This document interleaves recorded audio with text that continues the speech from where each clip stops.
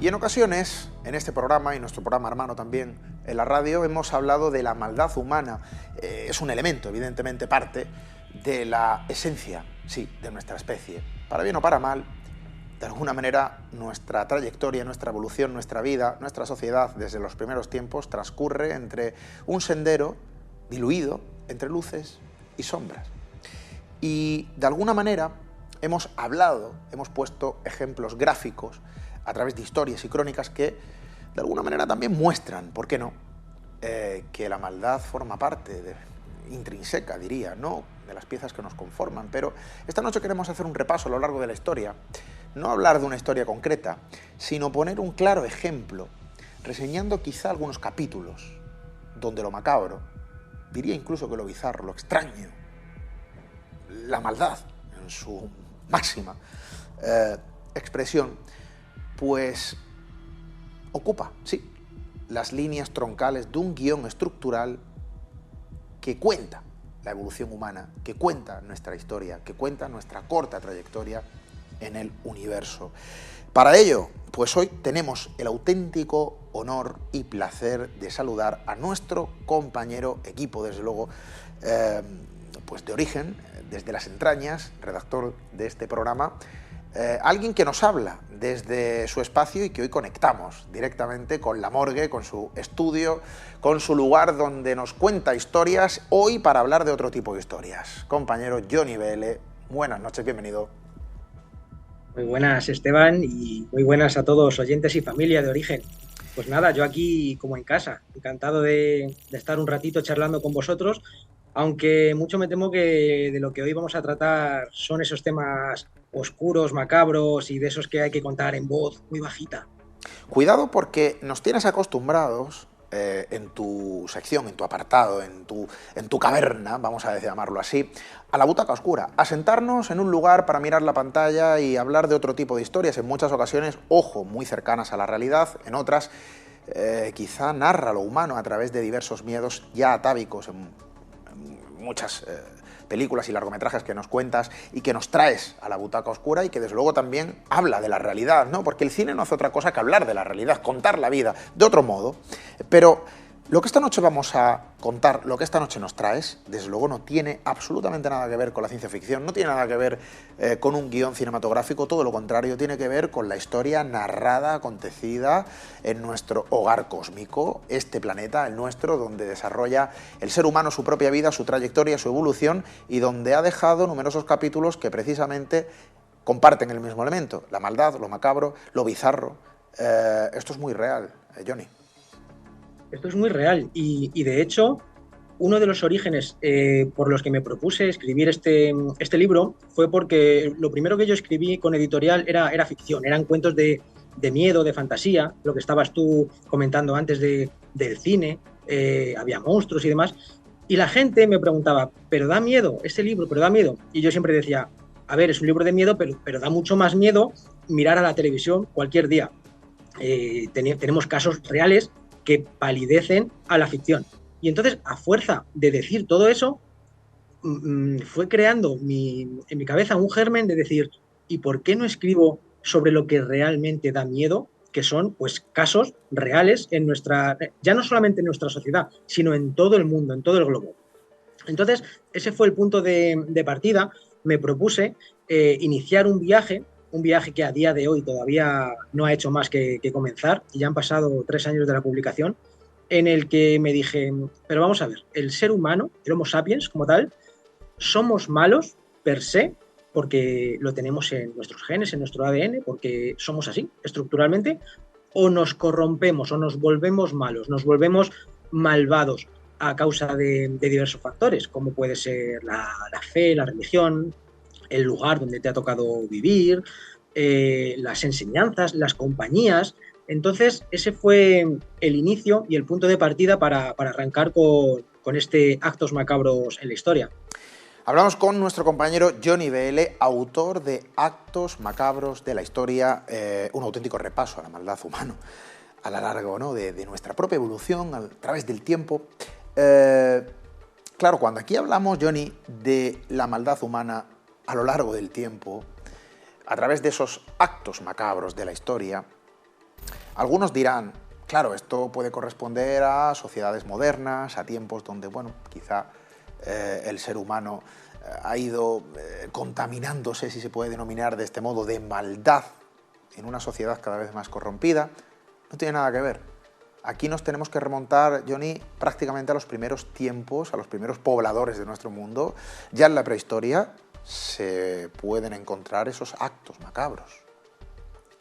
Eso es, para llevar a cabo esta cruzada personal decidí ir retrocediendo, ir retrocediendo en el tiempo y me fui hasta el inicio de 230.000 años, el inicio del Homo sapiens cuando llegó, pero a medida que iba buceando y iba encontrando esos actos que son macabros, que tienen que ver con la muerte, con la violencia entre clanes, me fui dando cuenta de que todavía había que retroceder más.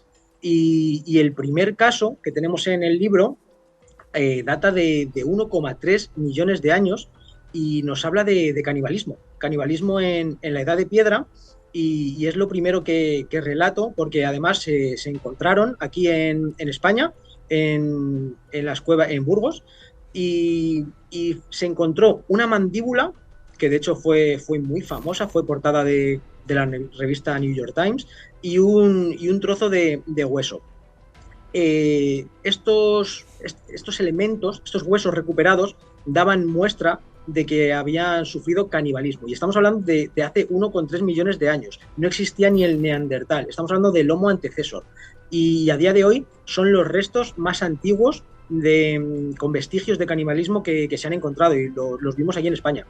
Y a partir de ahí, pues en adelante he ido buceando y para darnos cuenta de que no solamente es nuestra especie, el Homo sapiens, el que ha perpetrado este tipo de actos, sino que otras primos lejanos, neandertales, Homo antecesor, pues también han sucumbido, digamos, a estas acciones. Estamos hablando de que tenemos ese título, ¿no? Lo ostentamos, el lugar, el escenario donde se encontró los restos de los primeros caníbales de nuestro mundo. Cuidado, que esto nos puede sonar a algo baladí, pero en España podemos encontrar muchos restos, ¿no? Y aquí tenemos también el escenario donde están los restos de los primeros pobladores de Europa, o así se llaman. Es decir, muchas veces miramos a otros lugares, a otras regiones con cierta envidia, con cierto anhelo por las historias, ¿no? Que emanan de determinados entornos. Sin embargo, nuestra vieja España es un auténtico vergel de historias, de crónicas y de vestigios de otros tiempos que nos cuentan también otro tipo de historias. Claro, esto que es lejano, el canibalismo ya nos suena de lejos, salvo que de cuando en cuando pues, se usa en esos guiones cinematográficos o nos llega de cuando en cuando también, ¿no? En forma de noticia dantesca y macabra, por supuesto. Seguimos en el camino evolutivo, Johnny, seguimos ese trazado que narraste en la publicación, bajo el sello de Guante Blanco, Actos macabros de la historia, nuestro amigo autor de este trabajo, y desde luego guía esta noche para realizar esa trayectoria. Vamos a continuar el viaje porque podríamos decir que ese es el primer vestigio de estos actos macabros, ¿no? Desde los primeros pobladores, pero desde luego la cosa no queda ahí. La evolución, el camino, el tiempo sigue su transcurso y la maldad, aparentemente lo inhumano, quizá lo humano, juzguen ustedes, desde luego, pues sigue desde luego también su paso evolutivo, Johnny. Sí, eso es. A partir de la prehistoria, que es un lugar que a priori nos unía, decidí compartimentar el libro para que, igual que yo he realizado un viaje personal de descubrimiento, de saber si realmente somos malos o nos volvemos malos, pues quería que el lector participara conmigo. Entonces el libro está dividido en todos los continentes. Tenemos Europa, América, Asia, Oceanía, África. Tenemos todos los continentes y en todos de ellos he ido recopilando pues ese tipo de actuaciones que quizá tétricas, quizá que a día de hoy las miremos así un poquito de soslayo y torzamos el gesto porque no estamos acostumbrados a ellas. Algunas de ellas son crímenes de sangre, algunos son asesinatos, pero hay otro tipo de actuaciones que yo los catalogo más con el acervo cultural. quiero decir que no por ser macabro, macabro que tiene que ver con la muerte o que está relacionado con la muerte, no quiere decir que, que sea repudiable o que sea desdeñable. Como por ejemplo, me fui hasta Indonesia para ver al pueblo Toraya y ver la relación que tenían con la muerte y con sus muertos. Eso aquí en Europa, que muchas veces nos sentimos el ombligo del mundo, nos pensamos que somos el centro de todo, pues veríamos como una tribu indígena cuida a sus muertos, habla con ellos, incluso les visten por las mañanas. Y estoy hablando de muertos no recientes, sino a lo mejor llevan 2 o 3 meses ya fallecidos. Los tienen en sus casas, los acomodan, los sientan. Pues a lo mejor aquí en Europa ese tipo de actuaciones lo vemos como muy grotesco, macabro, evidentemente, pero para ellos es cultura, es cultural. Para ellos la partida de un mundo hacia el otro, hacia la eternidad, es algo sumamente importante. Entonces, los funerales son muy caros, son carísimos porque es una fiesta, es la última despedida de un ser querido. Hace falta mucho dinero porque sacrifican bueyes, traen comida, invitan a todos los pueblos y muchos de esas personas no tienen esa disponibilidad económica, así que cuando se les muere un familiar no les queda otra que mantenerlo en su casa, en su hogar, hasta tener tiempo para dedicarle el funeral que se merece. Así que nos podemos encontrar, y en el libro está representado, pues algunas familias que tienen en su cuarto pues a un familiar muerto. Evidentemente está momificado, pero ellos hablan con él, les visten, les desvisten, incluso algunas ocasiones, cuando ya están enterrados, una vez al año hay una fiesta que desentierran, cogen ese ataúd, desentierran a sus familiares y los sacan a pasear, porque ellos tienen otra visión del otro mundo, de la eternidad, de la muerte. Entonces, quería romper un poquito esos clichés de que lo que vemos con nuestros ojos es lo correcto y lo que hacen otras culturas es incorrecto. Así que creo que este libro también sirve un poco como para romper fronteras y valorar otros puntos de vista relacionados con lo macabro y con lo tétrico. Claro, para nosotros eso puede ser un acto macabro en su máxima representación. Lo cierto es que allí forma parte también de la cultura del entendimiento, de la relación con la muerte. Ojo, porque hay lugares donde han ocurrido cosas tan extrañas como, sí, casarse con la muerte. Yo creo que sería el titular. Casarse con alguien fallecido, una boda post-mortem. Esto, desde luego, para muchos puede ser macabro o bien visto en determinadas regiones, según suceda, pero son cuestiones, vamos a decirlo, bizarras, ¿no? Son cuestiones bizarras y sorprendentes porque este capítulo me lo llevo a Asia, que hay bodas post-mortem, bodas con cadáveres, pero mi sorpresa fue mayúscula cuando descubrí que no solamente se hacía en Asia, sino que en otros países también se ha llegado a realizar. De hecho, en Francia, por ejemplo, no era ilegal casarse con un cadáver y hay determinadas acciones que ya nos ponen en preaviso sobre la picaresca del ser humano, y es que nadie se casa con un cadáver a priori por gusto, sino que quizá por el apellido del cónyuge que conlleva una herencia familiar, o quizás son matrimonios que han sido de conveniencia. Estoy hablando ahora sí de Asia. Esto se estila mucho, matrimonio de conveniencia, las dos familias pretenden unirse para hacer negocios, uniendo a sus jóvenes, pero uno de los dos muere. Entonces, esa boda tiene que llevarse a cabo sí o sí. Y se han dado, se han visto y están prácticamente, no a la orden del día, pero se han dado casos de matrimonios con cadáveres. Incluso también han llegado las mafias y han ido a los cementerios a descubrir las últimas muertes, los últimos fallecimientos y a marcar según qué lápida para que luego lleguen otros por detrás y poder decidir si ese apellido conviene, no conviene, hacer negocios y sí, casarse con cadáveres es algo que no es habitual, pero se hace y se está haciendo.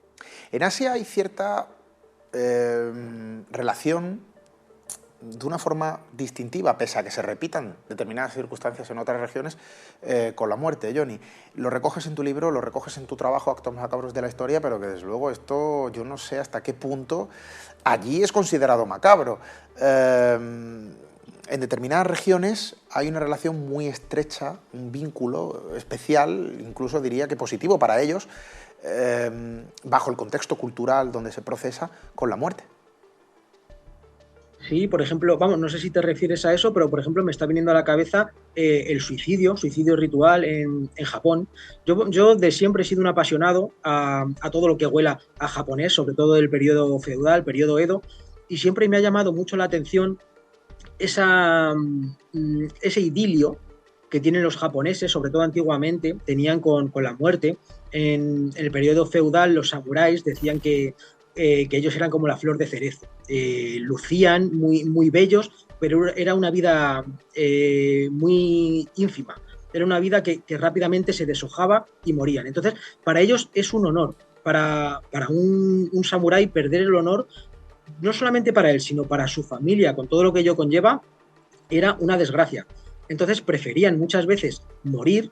En el libro recopilo historias sobre, por ejemplo, el poema clásico Los 47 Samuráis, Ronins, y otro tipo de historias que no son leyenda, ocurrieron en verdad, y es como el honor prevalece y son capaces de llevar a cabo unos ritos de eviscerarse ellos mismos, todo sin llorar, sin pedir piedad, clemencia, porque quieren hacerlo, porque saben que en la eternidad van a estar en un sitio privilegiado porque o bien han sufrido el castigo del seppuku, que es el suicidio ritual, o bien porque ellos han decidido hacerlo porque han perdido el honor o porque su señor ha muerto y quieren ir con él.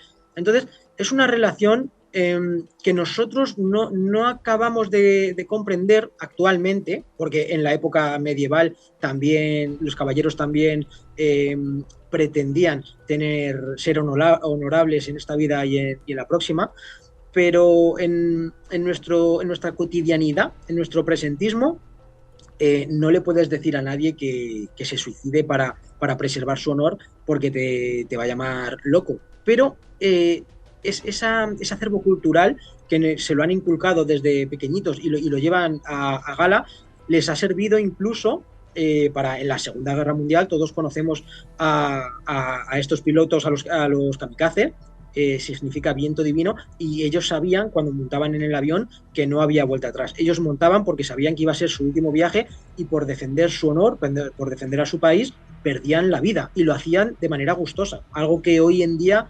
en nuestra cotidianidad es impensable. Hay una cuestión que, unificada con otro término, desde luego ya cambia de tintes.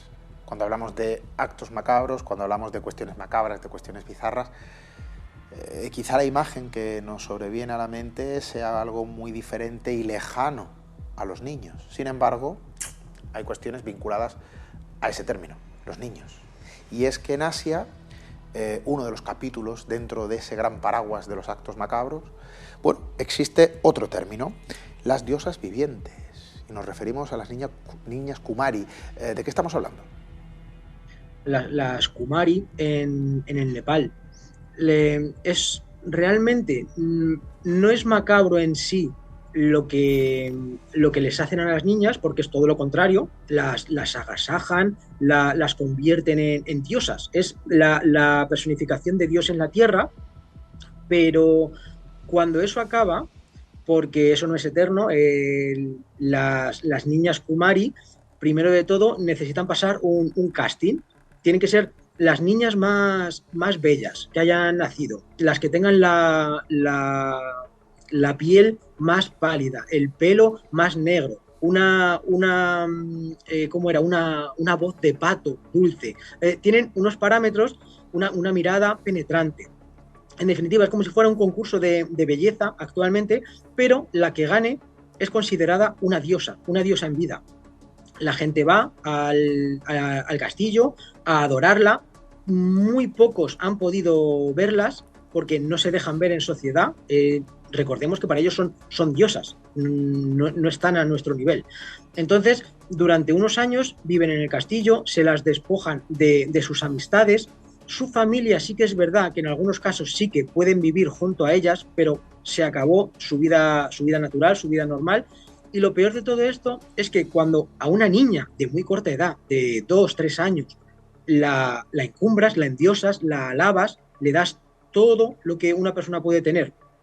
Pero luego, cuando pasan unos ciertos años, hay que reemplazarla por otra que sea más joven, por otra que sea considerada la nueva diosa, pues a esta Kumari, aunque suene feo decirlo, le damos la patada. Le otorgamos la vida que debía haber tenido si no la hubieran endiosado. Entonces sí que se han reportado casos de muchas niñas que ya pasan a ser preadolescentes que no lo soportan, porque ellas desde que tienen un uso de razón han sido diosas y de repente las vuelven a dejar en su hogar. No les falta dinero, dinero sí que es verdad que siempre se lo van a mantener, pero no lo soportan y se han reportado casos de suicidio de ex o de antiguas diosas Kumari. Tremendo, porque al final hay un impacto psicológico. Claro, en determinadas culturas esto no se tiene en cuenta, se mira de otra manera. Aquí hay ya una cuestión que roza lo moral, y lo moral depende de donde se observe y con el punto de vista, ¿no?, que se le arroje. Para nosotros, en nuestro mundo, en nuestra cultura, bueno, hay cuestiones complicadas. Hay que entender todo, dentro del marco tiempo en el que se contextualizan determinadas historias que esta noche vamos a conocer de la mano de Johnny Vele. Vamos a viajar, nos subimos a ese avión imaginario a través de la palabra, a través de la televisión de nuestros amigos, Johnny, porque, claro, estamos hablando de Asia, pero se nos olvida Europa, y es que nuestro continente, el viejo continente, pues no será por falta de actos macabros. Para nada, para nada. Y además en Europa, como es lo que más cerca tenemos, es lo que culturalmente somos europeos, entonces quizá es lo que más nos llama la atención y hay los casos más oscuros, crímenes, asesinatos. También en el apartado de Europa me he permitido la libertad de exponer un par de casos personales que viví yo y no tienen que ver con la muerte per se, no tienen que ver con crímenes, con delitos de sangre, pero uno de ellos sí que, por ejemplo, se llama Desabastecimiento. Recordemos que este libro salió hace 3 años, pero lo empecé a escribir en época de pandemia, lo empecé a escribir en el 2020. Entonces, las vivencias que yo tuve en esa primera época de COVID, cuando estábamos todos muy asustados, cuando nos obligaban a ir con mascarilla, con guantes, muy protegidos. En los supermercados había que ir de 2 en 2 solamente. Me acuerdo que una cola muy grande. Y en definitiva, todo ese miedo que sentimos y lo que yo viví cuando entré en el supermercado, que vi que la gente me empujaba, empezaban a coger. Me acuerdo que en aquella época era alcohol y papel higiénico, a llenar sus carros, a impedir que los que venían detrás cogieran cosas. Entonces me dio por pensar, porque en verdad en la pandemia nunca llegamos a tener desabastecimiento, pero me dio por pensar que si hubiera existido escasez de alimentos, de víveres, de enseres, hubiéramos visto la verdadera maldad del ser humano. Porque ya la empezábamos a atisbar y no faltaba de nada, simplemente había que organizarse y racionalizarse. Imagínate si nos hubieran faltado, pues eso, leche, pan, huevos, alimentos de cualquier tipo. Y es que ya lo decían que el hombre es un lobo para el hombre, y es que todos tenemos, cada vez tengo más firme convencimiento que todos tenemos que vivir en una sociedad, somos una especie gregaria, pero realmente no queremos eso. Realmente estamos viviendo en comunidad porque nos conviene a todos, pero ya desde que éramos cazadores-recolectores nos hemos dado cuenta de que hemos hecho una barrera entre nosotros y ellos. Yo y el vecino, mi familia y la de enfrente. Entonces, dicho así de una manera un poco vulgar, nos llevamos bien porque tenemos que llevarnos bien, pero si me ponen contra la espada y la pared, el ser humano siempre va a mirar por él mismo, aunque tenga que pisar al más débil. Y bueno, este es uno de los ejemplos personales que he vivido yo, tengo otros. Y luego sí, luego también en el apartado de Europa pues hay crímenes, crímenes rituales, por ejemplo, hablamos de Gador también, el crimen de Gador, que ahí entran ya los sacamantecas, el hombre del saco, ¿verdad? Aquellas antiguas creencias que había un enfermo de tuberculosis, un curandero le dijo que... pues que con las mantecas, con las grasas de un niño, de un infante, pues podía sanar. Entonces, bueno, desgloso un poco este crimen y al final hago una reflexión sobre, evidentemente hoy sabemos que esos remedios chapuceros no curan la tuberculosis, pero ¿y si realmente existiera un remedio mágico, sacar las grasas de un niño si nos curara? Imaginémonos por un momento que existe, pero hasta qué punto nosotros tenemos la potestad de matar a alguien para sanarnos a nosotros mismos. Entonces, hay así muchos ejemplos. En este libro me gusta ponernos a nosotros en un espejo y que quizá la imagen que nos dé este espejo pues no sea la que del todo atractiva, porque quizá nos sintamos identificados. Y si no nosotros, pues algún vecino, algún amigo, algún familiar. Entonces, me gusta jugar un poquito con ese doble rasero. Has mencionado algo que es muy de guión cinematográfico. ¿En cuántos largometrajes, en series, incluso, ¿no? Diría que en obras literarias se pone de manifiesto que la cura está en un personaje, en un niño, en una niña. Claro, y que para conseguir esa cura hay que acabar con la vida, ¿no?, de esta persona. Este guión, que es tan de ficción, a la vez es tan humano. Es decir, hasta dónde el ser humano sería capaz de acometer determinados actos para lograr la supervivencia. Bueno, Sí, quizá la historia nos ha porque puesto ejemplos, Johnny. y te puedo poner más si quieres, porque realmente la sangre siempre, desde el principio de los tiempos, se ha considerado mágica. En muchas culturas, ya estamos hablando de los vikingos, o bueno, luego ya en época más victoriana, renacentista, fíjate, las novelas vampíricas, está todo relacionado con la sangre, con el poder mágico. ¿Cuántas tribus no han bebido de la sangre del enemigo para alcanzar su poder?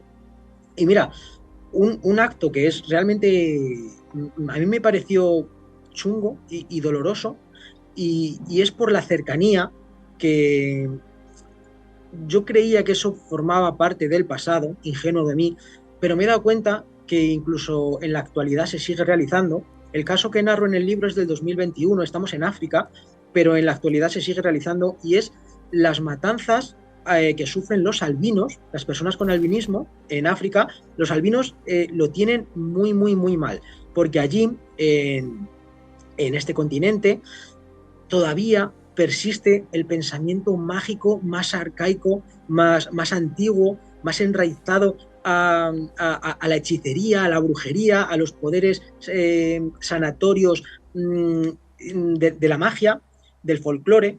Entonces, todavía hoy se cree que matando a un albino, bebiendo su sangre o incluso cortándole los miembros para usarlos de amuleto, pues te va a dar buena fortuna. Hay testimonios de chavales con albinismo que dicen que normalmente lo pasan siempre mal, pero que cuando hay época de elecciones se echan a temblar, incluso tienen que huir, porque hay cazas organizadas a personas con albinismo para beberse sus fluidos y cortarle los miembros para luego dárselo a los candidatos para que tengan fortuna de cara a unas elecciones. Entonces me parece algo tan cruel y ya fuera de los crímenes, cuando no los matan y no los persiguen, también son tratados casi peor que animales, porque son personas que evidentemente con ese albinismo y en África necesitan una protección especial, cremas solares, necesitan tratamientos y cosas que no tienen ni van a tener, porque son la minoría. Y se estima que en estos últimos tiempos ha habido más de una centena de personas con albinismo que han sido asesinadas por órdenes de chamanes, de Bokor o de personas que todavía los ven como si fueran amuletos humanos. Entonces me parece algo súper turbio. Hablamos de un auténtico sacrificio. Fíjate, se me venía a la mente, y no lo digo en tono jocoso, ¿eh? Claro, aquí cuando hablamos con nuestro amigo, el maestro Johnny Vélez, que siempre nos habla de cine, que nos cuenta lo narrado en los guiones cinematográficos, aquello que se ve en la gran pantalla, con esta historia que es muy real, que esto es algo que sucede y que lleva sucediendo mucho tiempo. Me viene a la mente pues lo que hemos visto en películas como La Purga, y que de alguna manera hay personas que se ven perseguidas en una auténtica caza humana. Claro, esto de realizar matanzas de este tipo ya viene de tiempos remotos, donde los sacrificios humanos pues no era algo nuevo, y prácticamente era el pan de cada día en determinados momentos de nuestra historia, en determinadas regiones y en determinadas épocas. América de esto sabe mucho. América sabe mucho, viajamos a América y en el libro, por ejemplo, hablo de los sacrificios mexicas, pero digo que, bueno, hablo de ellos como podía haber hablado de cualquier otro, porque eran varias los pueblos o los clanes que realizaban sus sacrificios en honor a sus dioses, y esto es un ejemplo de pensamiento mágico y de crímenes rituales. Narro algunas experiencias que tenían los primeros conquistadores españoles. Cuando llegaron allí, imaginaros, nosotros acostumbrados a otro tipo de vida, a otro tipo de creencias, el choque cultural que debía ser ver como en esas pirámides escalonadas tan altas subían, cogían de los pelos al reo, al que iban a sacrificar. Presumiblemente eran líderes de otras tribus, prisioneros de guerra, porque eso también no dejaba de ser un honor para el enemigo. Al igual que estábamos hablando en Japón del seppuku, pues no es lo mismo que te maten de una manera poco honorosa a que te hagan un sacrificio en una pirámide. Entonces, como decía, imaginaos por un momento ser conquistadores españoles y ver cómo cogen de los pelos subiendo de uno a uno todos esos escalones, llevan al occiso, le ponen en la base de la pirámide, le tienden sobre aquella piedra ritual, y una persona ataviada, con plumas, cantando, con tambores, hacen un ritual macabro, sangriento, en el que te visceran con un cuchillo de una piedra de obsidiana, te abren el pecho, te abren las costillas y te sacan el corazón, te lo muestran mientras aún está latiendo. Como, todo esto parece muy peliculero, pero es que era así. Bueno, ahora entraremos en detalle, porque sí que es verdad que ha habido mucha fantasía, ¿vale? Y ha sido muy cinematográfico también, pero la base era esa. Le sacaban el corazón del pecho y después le tiraban, a veces le cortaban la cabeza y otras veces le tiraban hacia abajo y dejaban que el pueblo, que el populacho terminara de matarle. Y aquello era un sacrificio para los dioses, incluso para el prisionero de guerra era un honor. Así que, aunque cueste verlo con estos ojos, era un honor, y todos salían contentos de aquel ritual. Decía lo de la fantasía porque nos han llegado muchas historias, como una ceremonia que decía que se llegaron en Teotihuacán, que se llegaron a matar, a sacrificar 200.000 personas en un solo ritual de 4 días. Entonces, bueno, haciendo las cuentas más o menos, se estima de que eso no pudo ser real, porque con los templos que había, deberían haber hecho un sacrificio cada 2 minutos. Pero bueno, sí que es verdad que no serían 200.000, pero eran un montón, y era una burrada de sacrificios los que se llevaban a cabo. Y si encima tenían la fortuna de que por lo que ellos pedían, por el tiempo, por la cosecha, por lo que fuera, les eran propicios después de haber asesinado a alguien, pues seguían haciéndolo, porque eso quería decir que sus dioses estaban con ellos. Así que unas auténticas ceremonias de sangre. Desde luego aquí estamos hablando de, sí, una ceremonia de sangre. Fíjate, Johnny, ¿cuántas veces hemos observado en documentales, en largometrajes, en la literatura, incluso en ensayos que nos cuentan determinados periodos de la historia, nos lo muestran de forma cruda, pero, claro, dentro de ese contexto enmarcado en el espacio y tiempo, donde en aquel momento, oye, era parte de la cotidianidad. Quizás, estoy seguro, en el futuro habrá quienes piensen, cuando miren a nuestra época, que éramos auténticos salvajes cuando observen determinados capítulos que ahora suceden y se observan en la pantalla del televisor a mediodía, a plena hora de almuerzo, ante la pasividad, ¿no?, del público que mira la pantalla y sigue comiendo sin que, desde luego, quede paralizado por el horror que en muchas ocasiones viene de la mano de los titulares que se observan en televisión. ¿Sabes lo que pasa? Que yo creo que ya hemos cruzado esa línea imaginaria que teníamos antes. Yo me acuerdo antiguamente, lo que dices tú bien en los telediarios, te avisaba el presentador y decía: aviso que las imágenes que van a ver a continuación son duras, o por si hay niños en casa. Hoy en día no paramos de ver imágenes de guerra, imágenes de cuerpos y de infantes. Me estoy retrotrayendo ahora, por ejemplo, a Gaza o a Ucrania, niños muertos, sangrando, tirados. Entonces, hemos creado una barrera, no sé si llamarlo protección o una coraza, en el que ya pocas cosas nos llegan. Y eso yo creo que es un poquito deshumanizar también a las personas, porque al final lo estamos viendo tan cotidiano que nos acostumbramos a ello. Y no está nada bien acostumbrarse a la muerte. Desde luego, lo que uno observa en televisión en muchas ocasiones a la hora, insisto, de la cena del mediodía, cuando uno suele conectar las noticias, es una auténtica película de terror. Johnny, estamos de acuerdo, tú y yo estoy seguro que nuestros amigos que nos acompañan esta noche al otro lado de la pantalla también, que de alguna manera nuestra sociedad cada vez es más insensible. Es parte quizá de la evolución, no lo sé, la forma natural en la que observamos las cosas, y hemos llegado a entender, a aceptar y a convivir con la maldad humana de una manera en la que estamos protegidos del impacto. Yo recuerdo que determinadas noticias, cuando era joven o un niño, generaba un impacto y yo prácticamente me quedaba pues congelado ante determinados titulares, solamente de leer el titular, sin observar nada más, sin detalle.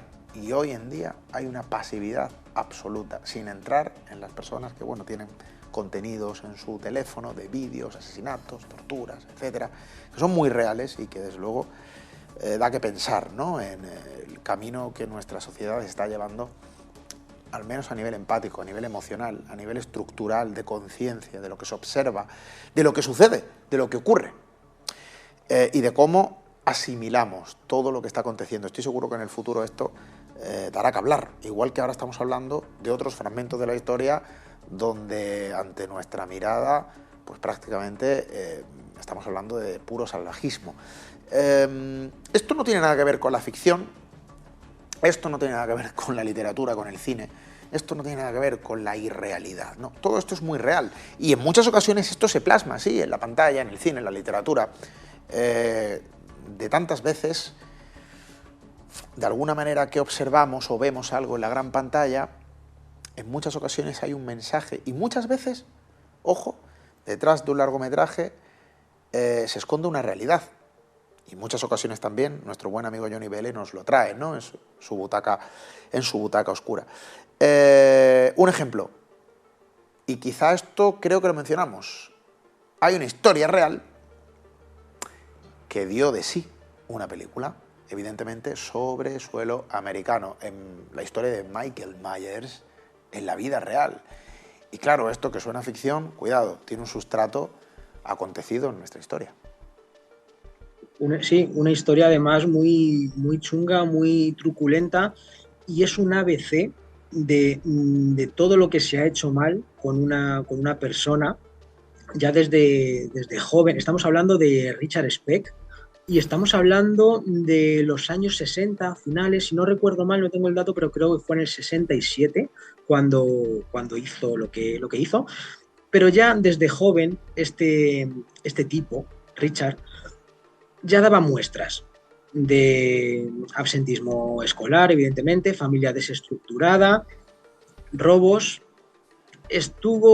No llegaron a condenarle, pero estuvo involucrado en algún asesinato, nunca se llegó a probar que fue él, pero bueno, andaba con malas compañías, estuvo casado, maltratos conyugales, robos de vehículos, coqueteos con las drogas, con el alcohol, en definitiva, un indeseable que un cierto día de los años 60, como digo, creo que fue en el 67, decidió colarse en una residencia de estudiantes una noche, se coló de por la tarde al oscurecer por una ventana y dentro había ocho chicas, ocho estudiantes que residían ahí, vivían ahí, estudiaban. Este malnacido las cogió, las secuestró, las metió en una habitación, las amordazó y no quiero entrar en detalles morbosos, pero mm, hizo cosas horribles con ellas y además las iba separando una a una, se las iba llevando a las habitaciones contiguas, hacía lo que quería con cada una de ellas y finalmente acababa con su vida. Así lo hizo con una, con dos, con tres, con cuatro, con cinco, con seis y con siete. No se dio cuenta de que había la octava chica, Corazón Amorao, era una estudiante extranjera, se consiguió esconderse debajo de la cama. Y yo me pongo a pensar en el punto de vista de esta chica, de esta joven, viendo cómo estás escondida debajo de la cama y no puedes hacer nada por salvar a tus 7 amigas y estás viendo como una a una las están violando y las están matando, pero tú no puedes hacer nada porque sabes que si no, tú eres la siguiente. Así que lo único que pudo hacer esta chica es esperar a que amaneciera para huir, escapar, pedir ayuda y finalmente sí, gracias a ella consiguieron detener y encarcelar a Richard Speck.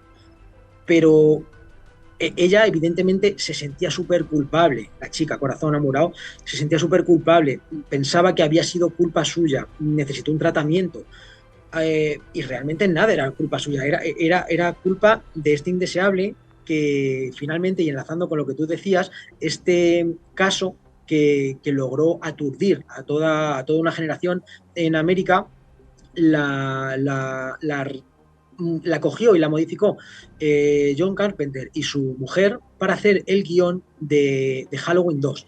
Halloween 1, Michael Myers había triunfado en exceso. Le pidieron hacer una secuela y se acordó de este caso, el caso de Richard Speck, para llevarlo a la pantalla. Entonces, en Halloween 2, Michael Myers se cuela en un hospital y prácticamente toda la película es sobre el asesino de la máscara pálida en un hospital matando gente.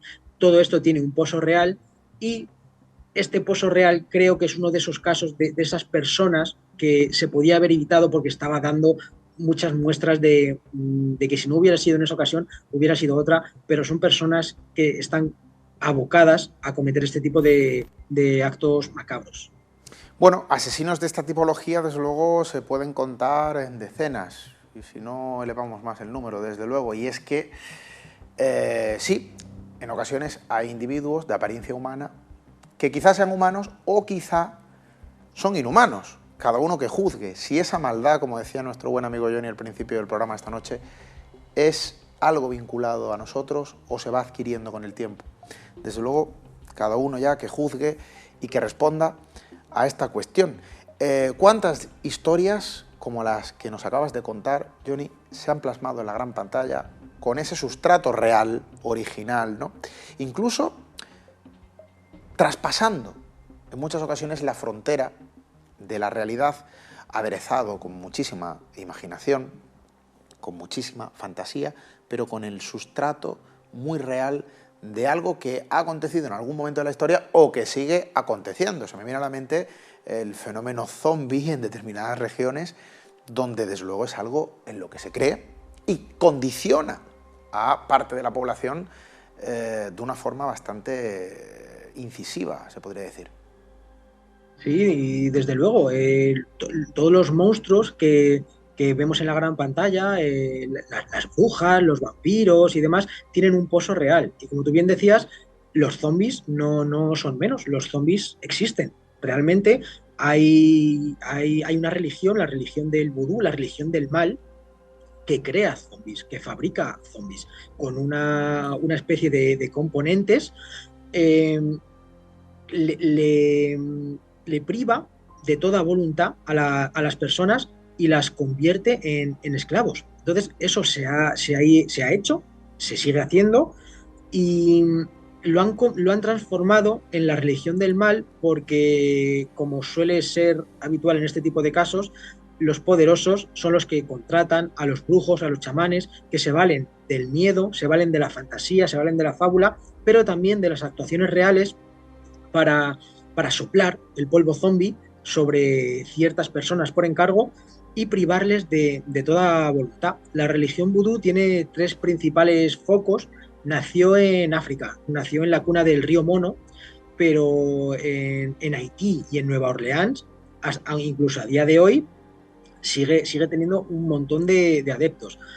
Le, hay, Se dice que es la religión del mal por los primeros esclavos que les despojaron de su vida, de su cultura, el hombre blanco les convirtió en esclavos y entonces en sus nuevos sitios de residencia pues fueron cogiendo un odio al hombre blanco y adoptando un poquito de aquí, un poquito de allá, los fetiches de unas religiones, el folclore de otras, y fueron creando su propia santería o su propia religión del mal. Hay mucha fábula y mucha fantasía en torno al mundo zombie. Se cuenta en el libro, cuento la historia de la chica del cuello torcido, cuento otras historias que quizá no tienen ese viso de realidad, pero sí que es verdad que los zombies existen y que pierdes con esa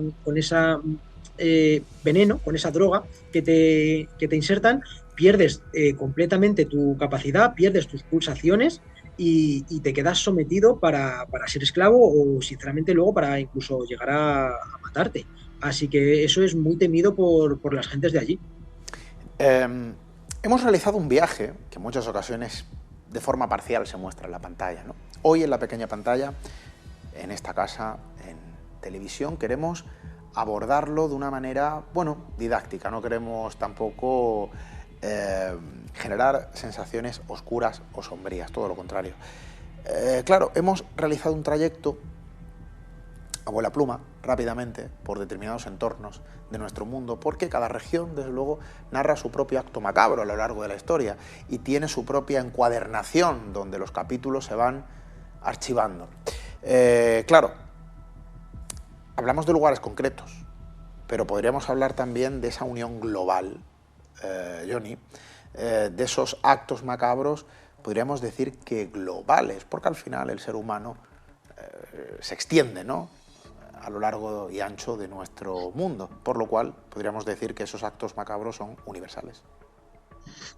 Sí, bueno, respecto a lo primero que decías, no quiero dejar esa sensación de peligro y de deshumanización a los espectadores, ya que yo particularmente creo, y pese a todo lo que estoy investigando, creo que estamos viviendo en el mejor momento para el ser humano de su historia, ¿vale? Pese a todas las guerras, pese a todas las atrocidades, los crímenes que estamos viendo diariamente, nuestros comportamientos, pero tengo que decir que creo que a día de hoy la humanidad vive su mejor momento en cuanto a inventiva, a avances médicos, avances sociales, solidaridad. O sea que, bueno, creo que antiguamente estábamos mucho más deshumanizados que ahora. Pero sí que es verdad que quizá por falta de conocimiento, por creernos lo que nos contaban, estoy hablando ahora del tema de las brujas, por ejemplo, el tema brujeril, lo que nos contaban de la Santa Inquisición o las altas esferas, de que cualquier mujer que se saliera un poquito de lo establecido, pues era una bruja.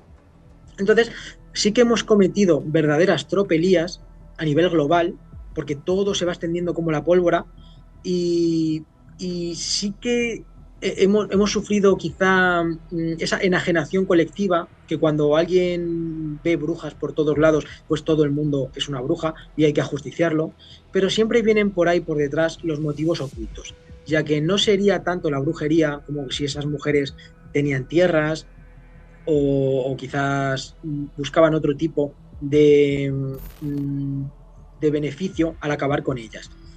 Y el final de este libro lo llamo guerra, también es a nivel global, porque cuando estaba terminándolo fue cuando comenzó el conflicto del Donbass.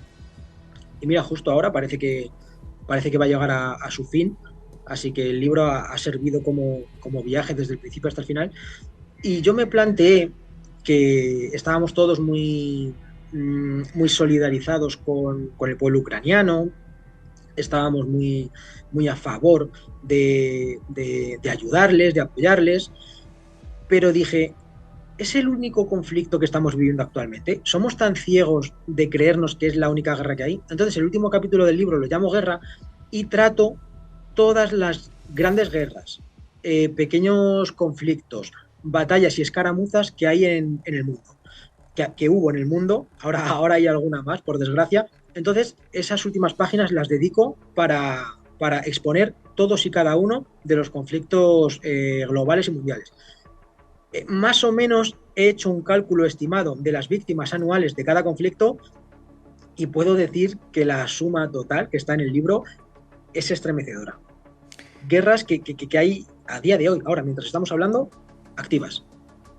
Eso es un verdadero acto macabro que sucede en nuestro tiempo, mal endémico de la sociedad no moderna. Cuidado, desde el principio de los tiempos, cuántos conflictos, cuántas guerras han promovido naciones, países, regiones, pueblos, en ocasiones con fines aparentemente positivos incluso, pero desde luego una guerra positiva no existe. La guerra positiva no existe.